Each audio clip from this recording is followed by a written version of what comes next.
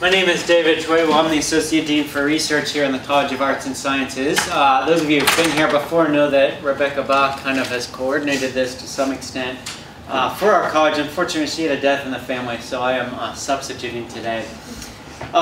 We also have a conflict, some of you know. I appreciate you being here because I know there was a conflict with the scholarship luncheon down the street, and so I appreciate you making the time and managing to be here.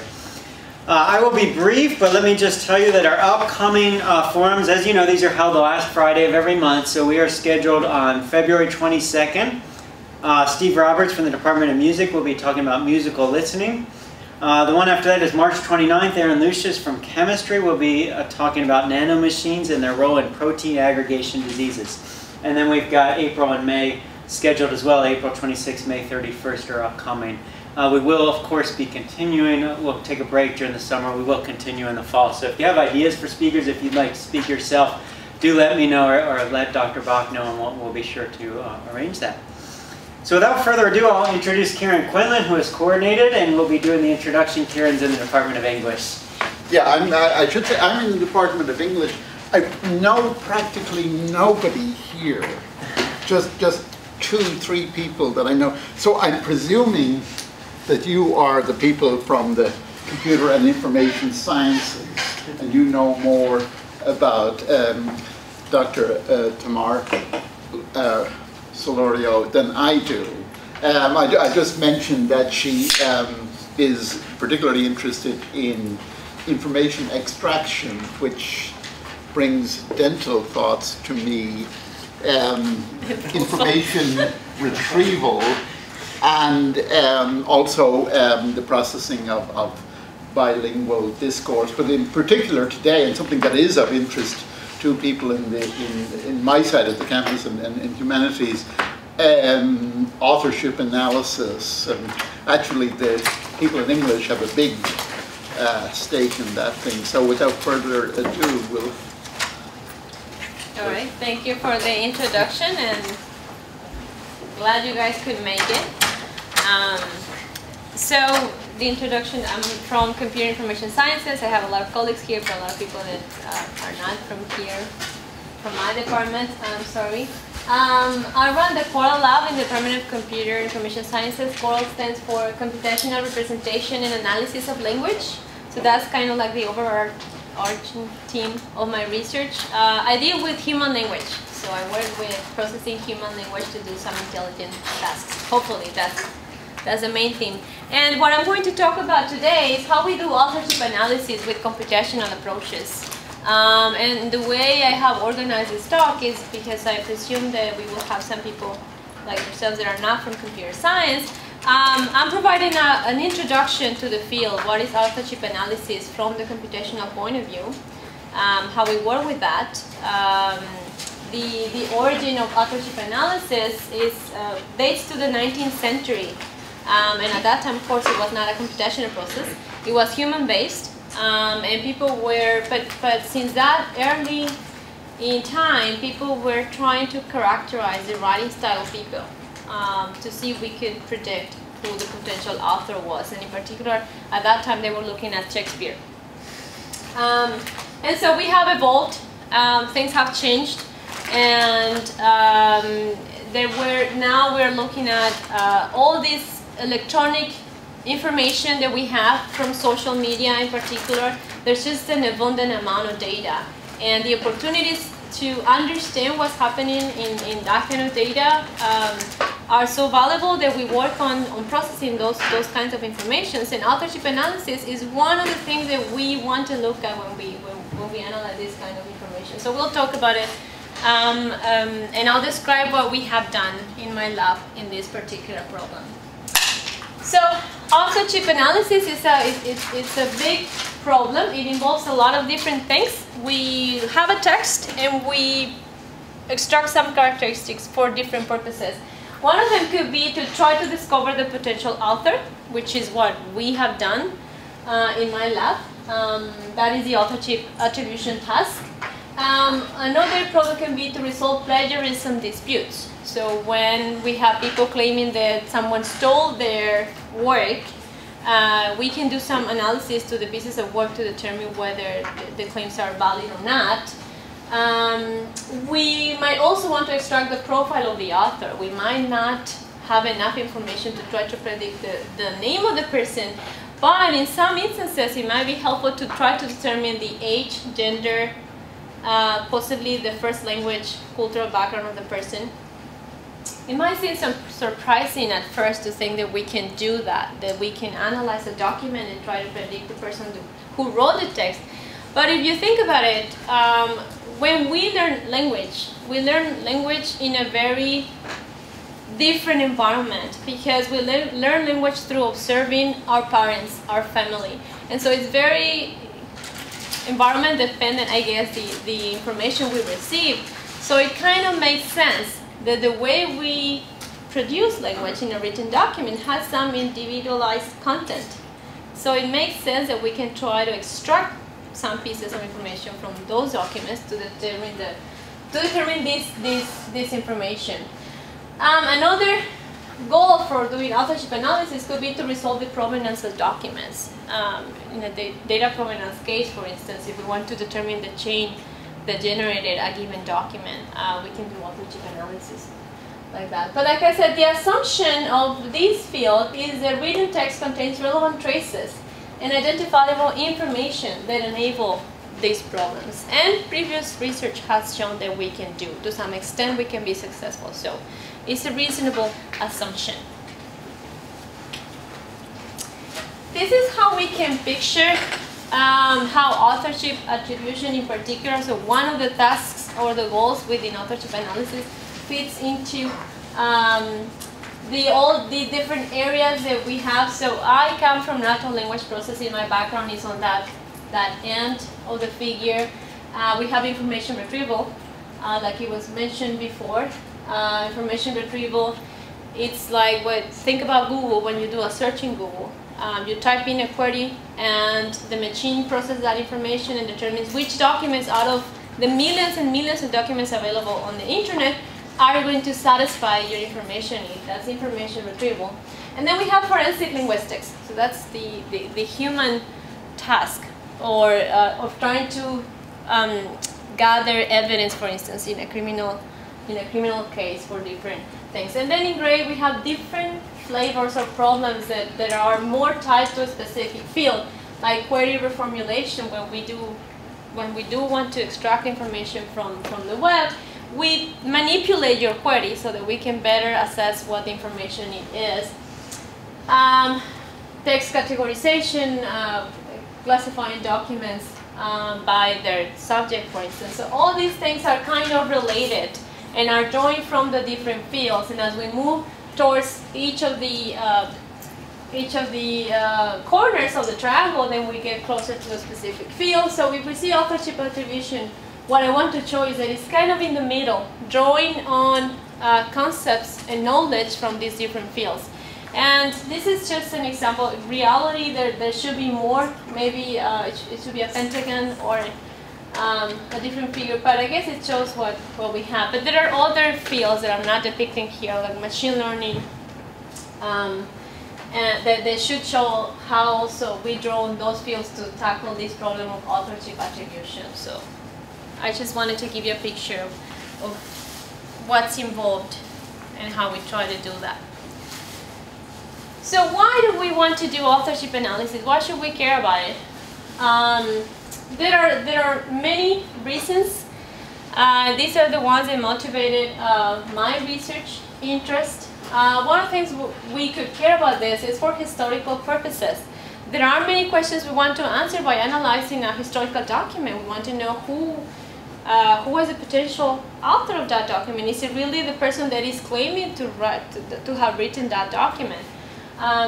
We have the clear example of the Federalist Papers that have disputed authorship between the three known people that were involved in this. We want to understand which of them actually wrote which particular paper in that collection of documents.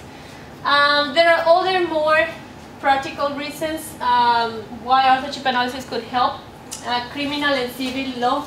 For instance, We might want to analyze source code in order to determine who is the writer or the programmer, more concretely, of this malware, this code that is infecting the machine, so that we can actually gather evidence and help the FBI, for instance, in building a case against these criminals. Criminal law, for instance, solving plagiarism disputes. If people are suing someone else over content that is written, then we can help settle those disputes. And because of the way now people are interacting in social media data, in social media forums, sorry, there are all these new kinds of evil activities that arise out of the opportunities that present themselves. So authorship analysis can help in all these kinds of cyber evil activities like cyberbullying. It's a very relevant and critical problem because we have seen a lot of cases where teenage kids are committing suicide because they were heavily abused in a forum, in a social environment, online, and the pressure is too much that they can no longer take it. Unfortunately, there are a lot of cases like that, and if you can imagine, the opportunity presents like that because they interact through this electronic forum in an anonymous way. And so because they're anonymous, people can be abusive now since they no longer have their name behind them, and so they can engage in all sorts of evil interactions like cyberbullying. But if we can determine, if we can analyze these kinds of posts online and link them to the real identity, then we could potentially prevent or help deter these kinds of activities. Another one is cyber pedophilia. Kids are being solicited for sexual activities online. That happens.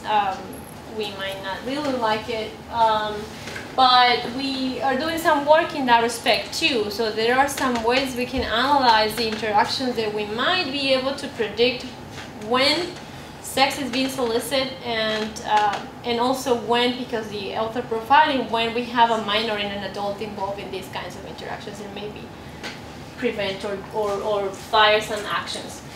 And I also think that there are some clinical applications to this. If we generalize, and now we're no longer looking at the individual level for analyzing the traces or the kinds of patterns in the written samples, we might want to characterize populations of individuals and then make inferences on whether it's likely or not that this particular person has a language impairment, for instance. And that's also kind of one of the lines of research that I also pursue. So there are many useful reasons why we would like to work in this area. So more concretely, I guess I've mentioned this but did not define it correctly. So authorship attribution is the goal of determining who wrote a specific piece of text.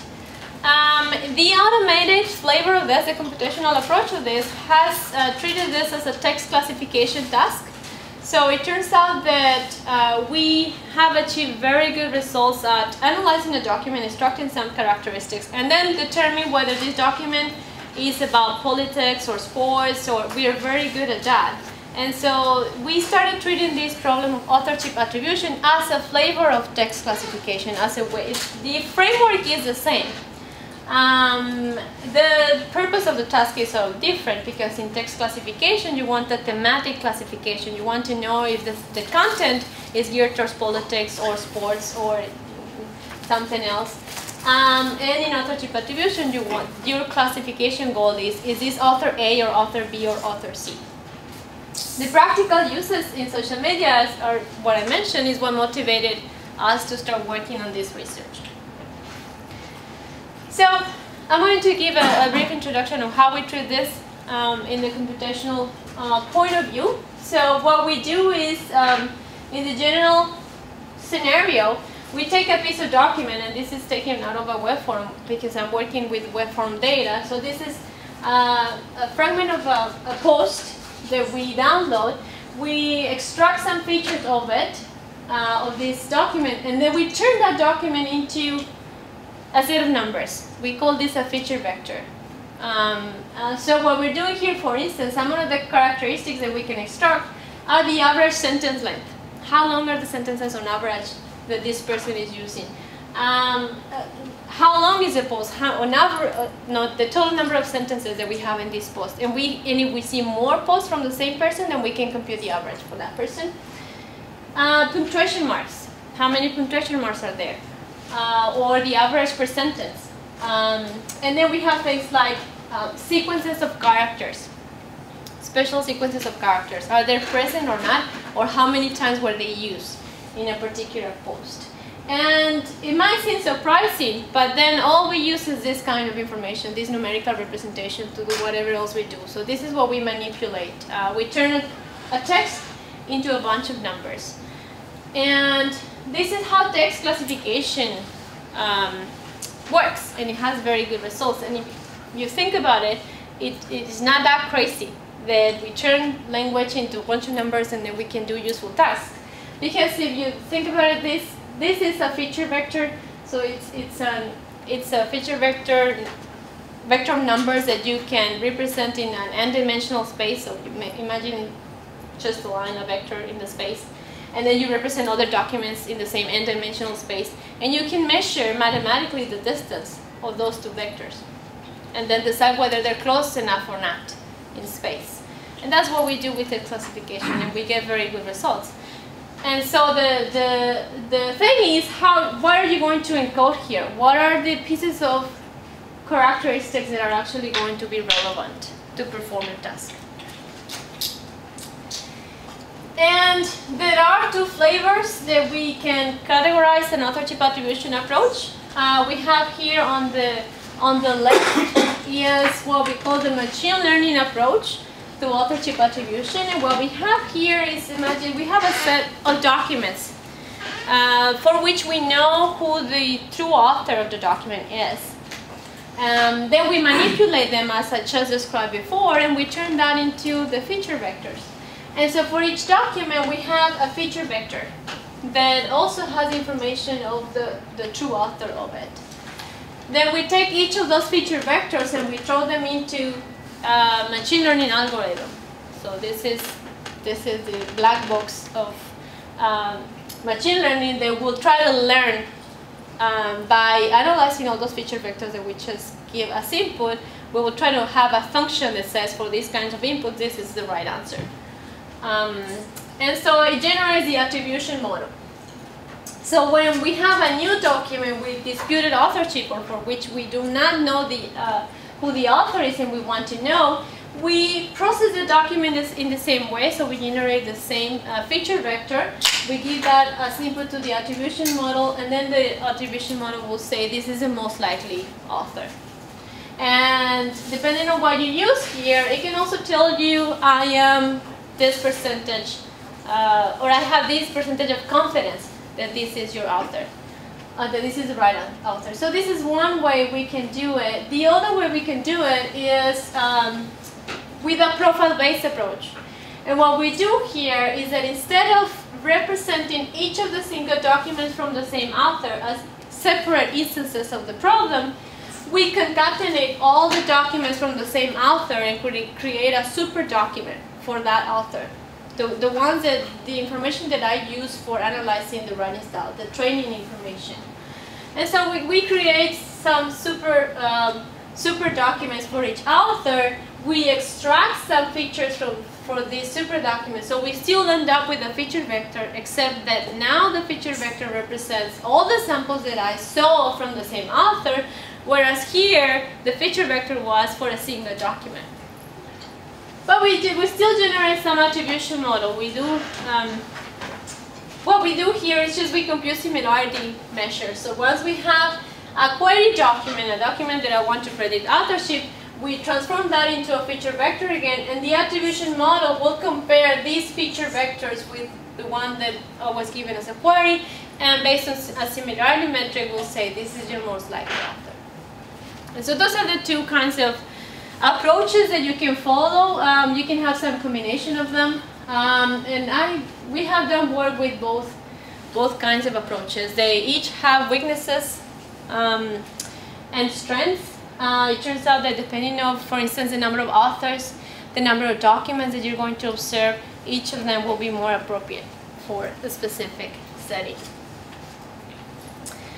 So I talk about features. We transform this into features. What are the features that we use in authorship attribution? There are many features. These are the kinds of features that are more commonly used.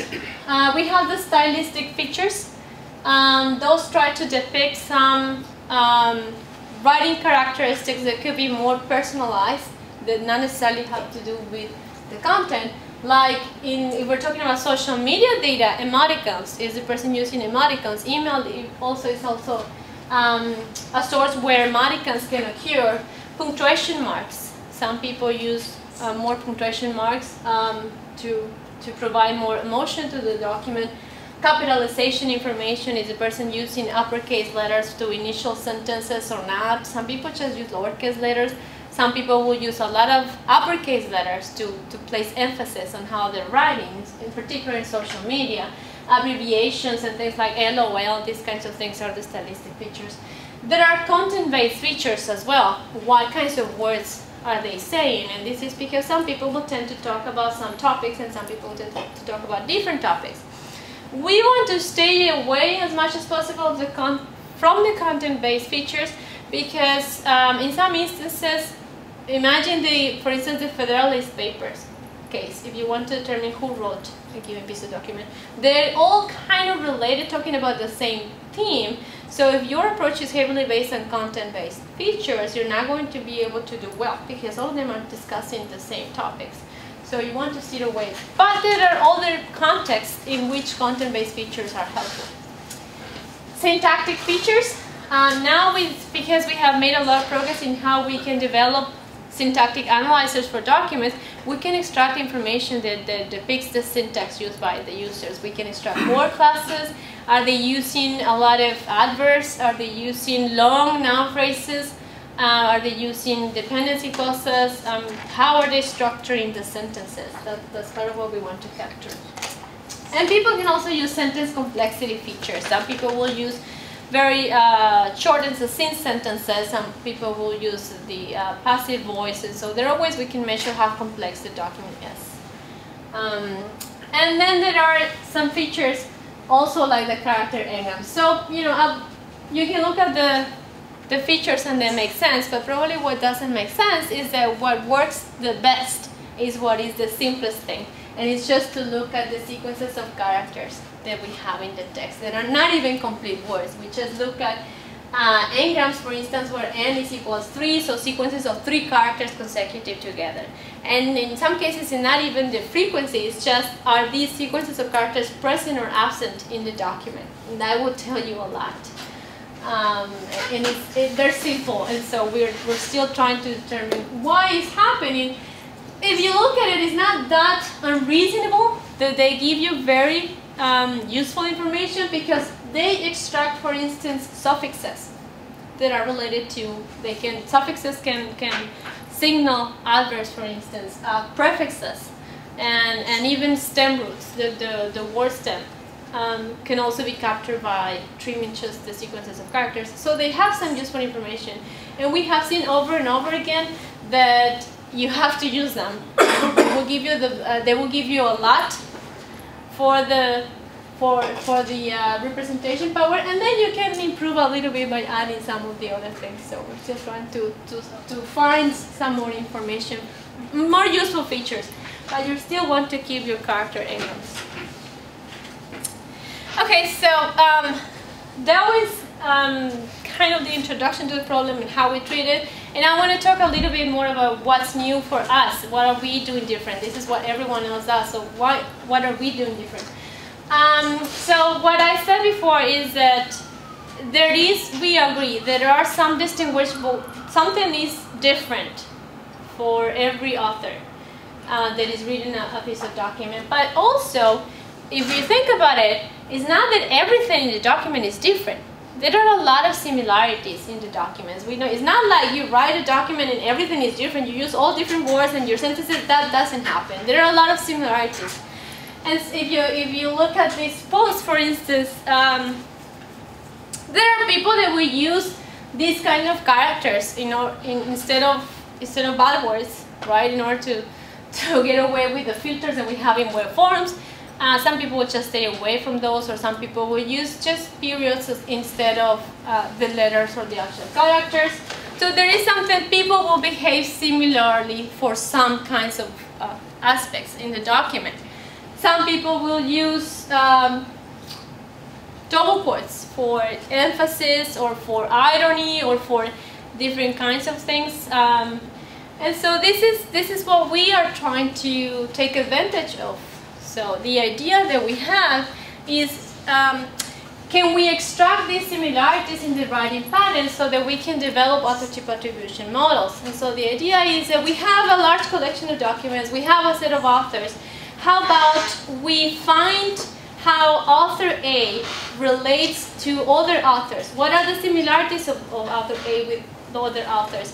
Each author, we assume, will have a different way of relating, or will have different similarities with other authors, and we think that that could be useful information. So that's the whole idea that we're trying to use here. So we want to use similarities. Now, how can we extract those similarities? A simple way is to use clustering. Clustering of features comes from the problem of clustering documents. You imagine your feature vectors in the n-dimensional space, and you just want to find which of them lie closer together. And you have some threshold function to determine what's the distance that you will consider. But that's what we're doing. Now, can we use them? How can we use them in our approach? We thought that we can use them as new features. So we have our feature vector, we can throw in some new numbers, enlarge our feature vector, and then give that to a machine learning algorithm. There's another thing that we considered in our approach. When we look at the data, the actual data, we see that we have a lot of text, we have a lot of information that we can extract, and the information we can extract is different. They represent different kinds of information.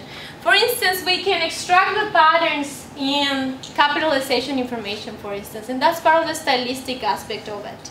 We can see if they're using capital letters. But there's another type of information that is more related to syntax, or I guess syntax. Are they using contractions? Some people, most people will use contractions, but some other people will just spell out the words when they're writing, not necessarily use contractions. That's a pattern that people will share and that we can extract. And it's different, information is different from the one provided for capital letters. And then also we have things like this, punctuation marks. How punctuation marks are well, not punctuation marks, but non-alphanumeric characters. Some people will use them, some people will not use them. And so there's another kind of similarity that we can extract. But the idea is we have different types of information. Not all of them are related to syntax, or not all of them are related to stylistic, or not all are related to content. So why are we throwing them all together in the same feature vector and assuming that everything is the same? So our idea is we have to keep them separate, process them separately, so that we can make a better use of them. So that's what we do. Different types of linguistic features that we look at, and so we treat them separately because they're not encoding the same knowledge.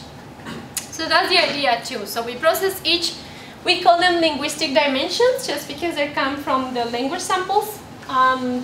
And we treat them separately so that we're not blurring away the similarities. We think that if we just put everything together in the same feature vector when we're doing comparisons, we may risk losing details, just because these are high-dimensional feature vectors. If I did not mention that, but for a single document, we might have tens of thousands of features. And if we want to compare them against each other, it's just a lot of information that can, at the end we average, or we do some normalization that we can't just lose some meaningful information. So more concretely, what we do, instead of having the very long feature vector, we have separate feature vectors for each of the linguistic modalities. So we have a feature vector for stylistic features, a feature vector for semantic content, and so on and so forth.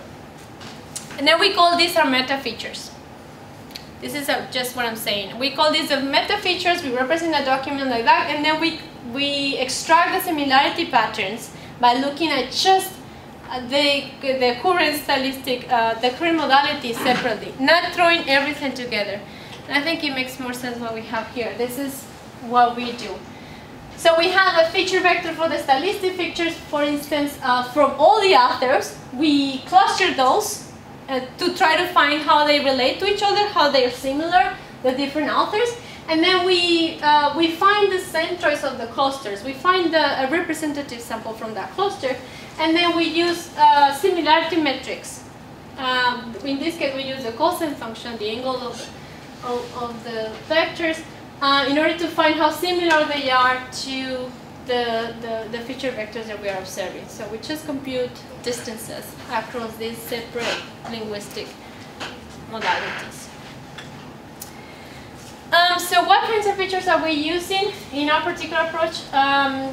The first level features are the ones that we originally extract, for instance, from the stylistic features or from the syntactic features. These are what we call our first level features. We use those to extract the similarity patterns, and then they become the meta features. We have lexical features, stylistic features, perplexities. Lexical are the sequences of characters. We use foregrams in our approaches. Stylistic features, perplexities from language models. That's a little bit more complicated, not as intuitive. But we have these statistical models of language that are based on how words are put together in large collections of documents. And so we can assign probabilities to seeing a particular sequence of words or events. So how likely is it that we observe this particular sequence? And we use those values of likelihood as features in our models. And so we train out of the documents from the same author, we generate a language model. Each author has a language model, and we just use these probability metrics as features. And syntactic features, different syntactic features. So this is what some of the things we have used. Para-speech tags are word classes. We call them para-speech tags. How many nouns and verbs, or how many nouns followed by a determiner, or determiner followed by a noun. So we extract sequences of word classes. Simple bag of words, just the words that occur in the document. These are the perplexities that are just described. And we have several different stylistic features, like the number of quotations. Not everyone uses quotation marks. Sentence initial words with first